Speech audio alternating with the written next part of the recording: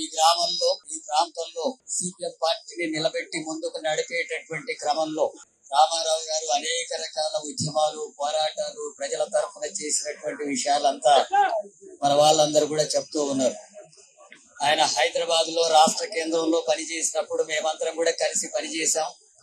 ఉమ్మడి ఆంధ్రప్రదేశ్ లో రాష్ట్ర కమిటీ సభ్యుడిగా, రైతు సంఘానికి రాష్ట్ర కార్యదర్శిగా, అట్లాగే రాష్ట్ర కేంద్రంలో జరిగేటటువంటి అనేక ఉద్యమాల్లో కలిసి పనిచేసినటువంటి అనుభవం, ఆయనతో ఉండేటటువంటి బంధం మా అందరిలో కూడా ఉంది.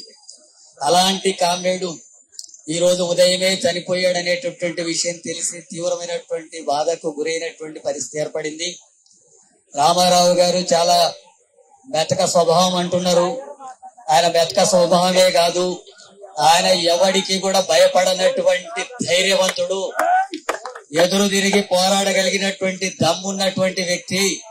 ఆయనను ఉదయాన్నే అప్రమాత్తంగా ఉన్నటువంటి సమయాన అక్కడ దాడి చేసి పథకం ప్రకారం చంపారు గాని ఆయన చేతుల్లో ఒక్క కత్తి ఉంటే మీ తలకాయలు కూడా తెగిపడి ఉండేవి కాదు. ఆయన చేతుల్లో కూడా ఒక్క కత్తి ఉందంటే మీరు 4గురున్నా 5గురున్నా 10 మంది ఉన్నా తలకాయలు పాతరచెడు గ్రామంలోనే పడి ఉండేటటువంటివి ఇప్పుడు అక్కడ కూడా శవాలు కనిపించేటటువంటి పరిస్థితి ఉండేది. అలాంటిది లేకుండా అప్రమత్తంగా ఉన్నటువంటి సమయాన దాడి చేశారు. ఎవరికి కనబడనటువంటి ప్రాంతాల్లో దాడి చేశారు. ఎందుకంటే ప్రజల్లో పట్టున్నటువంటి నాయకుడు, ప్రజల్లో అభిమానం ఉన్నటువంటి నాయకుడు, ప్రజా పోరాటంలో ముందున్నటువంటి నాయకుడు, ఇక్కడ ఎర్ర జెండా రాజకీయాన్ని సిపిఎం రాజకీయాల్ని ముందుకు నడుపుతున్నటువంటి దాంట్లో ముఖ్యమైనటువంటి నాయకుడు. కాంగ్రెస్ అయినా ఇంకెవరైనా దానికి ఎదురు వస్తే ఎదురు నిలబడి పోరాడి ఎర్ర జెండాను ముందుకు నడుపుతున్నటువంటి నాయకుడు. అందుకని ఆయనను రహస్యంగా దారిగా ఎవరికి కనబడినటువంటి ప్రాంతాల్లో ఎవరు ప్రజలు మేలుకొన్నటువంటి సందర్భంలో దాడి చేసి హత్య చేశారు. ఒకవేళ ఆయన కొద్దిగా మేలుకొని మీ ముందరుగా నడి రోడ్డు మీదగిన ఇలాంటి హత్య జరిగింటే మీ చేతుల్లో వాళ్ళు కథమై ఉండేవాళ్ళు కాదా?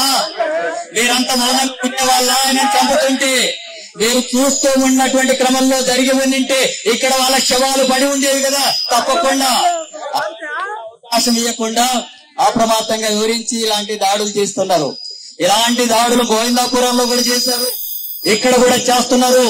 ఇలాంటి దాడులతో సిపిఎం పార్టీని అరికడతాం, సిపిఎం పార్టీని లేకుండా చేస్తామంటే ఖబర్దార్ అని చెప్పి కాంగ్రెస్ పార్టీని హెచ్చరిస్తున్నాను. తీవ్రమైనటువంటి ప్రకటన పద్ధతుల్లో ఆందోళన కార్యక్రమాలకి అదేవిధంగా ప్రతిఘటించేటటువంటి కార్యక్రమాలకి పూనుకోవాల్సి వస్తుందని చెప్పి కూడా హెచ్చరిస్తున్నాను. ఎర్రజెండా కొత్త కాదు, ప్రాణం ఇవ్వడం కొత్త కాదు, రక్త తర్పణ చేయడం కొత్త కాదు, బలిదానాలు చేయడం గొప్ప కాదు. ఏ దానికైనా తెగించి నిలబడేటటువంటి దమ్ము ధైర్యం సిపిఎం పార్టీకి, సిపిఎం పార్టీ నాయకులకి కార్యకర్తలకు ఉంది. అంతేకాని కేవలం చనిపోవడానికి మాత్రమే పుట్టలేదు మనం, ఇట్లా బలిదానాలు ఇవ్వడానికి మాత్రమే పుట్టలేదు మనం. ఇలాంటి పద్ధతులు ఆపకపోతే తీవ్రమైనటువంటి పద్ధతుల్లో ప్రతిఘటనలో కూడా పూనుకునేటటువంటి చరిత్ర ఈ ఎర్ర జెండాకు ఉంది. అది జాగ్రత్త అని చెప్పి హెచ్చరిస్తా ఉన్నాను. ఇప్పటికైనా ఈ దాడికి ఈ హత్యకు పాల్పడ్డటువంటి వాళ్ళని వెంటనే అరెస్ట్ చేయాలా? ఎంత సమయం కావాలో పోలీసులకు? ఎందుకు అరెస్ట్ చేయలేదు ఇప్పటి వరకు? 24 గంటల్లో అరెస్ట్ చేయాలా? 24 గంటల్లో అరెస్ట్ చేయమని కమిషనర్లు హెచ్చరిస్తా ఉన్నాను. ఒకవేళ మీకు వాళ్ళు ఎవరున్నారో ఎక్కడున్నారో తెలియకపోతే, మీకు అరెస్ట్ చేసే చేత కాకపోతే, మీకు అరెస్ట్ చేసి వాళ్ళని అరెస్ట్ చేసేటటువంటి దమ్ము లేకపోతే అది ప్రకటించండి. సిపిఎం కార్యకర్తలకు పిలుపునిస్తాం. సిపిఎం పార్టీ కార్యకర్తలకు ఇస్తాం. ఈ భూమి మీద ఎక్కడ ఉన్నా సరే పాతరేసి తీసుకొస్తారు.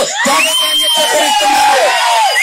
చట్టబద్ధంగా వివరించాలని ఈ రకమైనటువంటి కార్యక్రమాలు చేస్తున్నాం.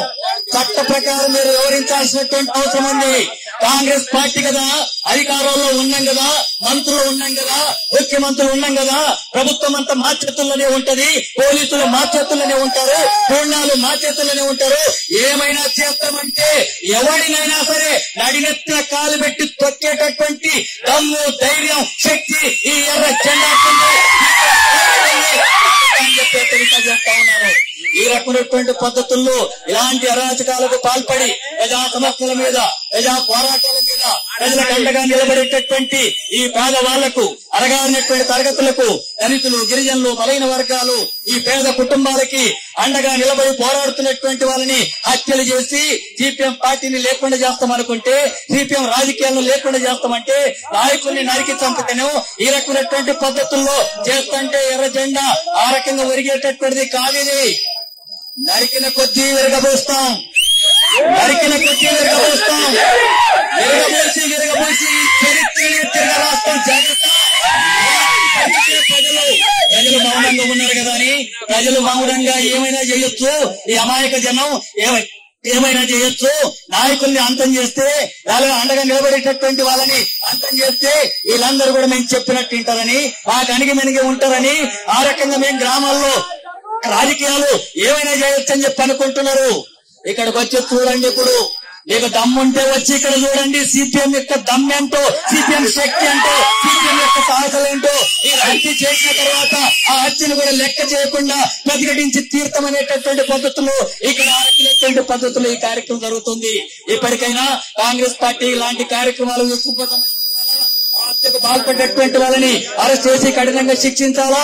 ఆ రకంగా జరగకపోతే వాళ్ళని కఠినంగా శిక్షించకపోతే, చట్టం శిక్షించకపోతే ప్రజలే శిక్షిస్తారు. జాగ్రత్త అని చెప్పి హెచ్చరిస్తూ ముగిస్తున్నారు.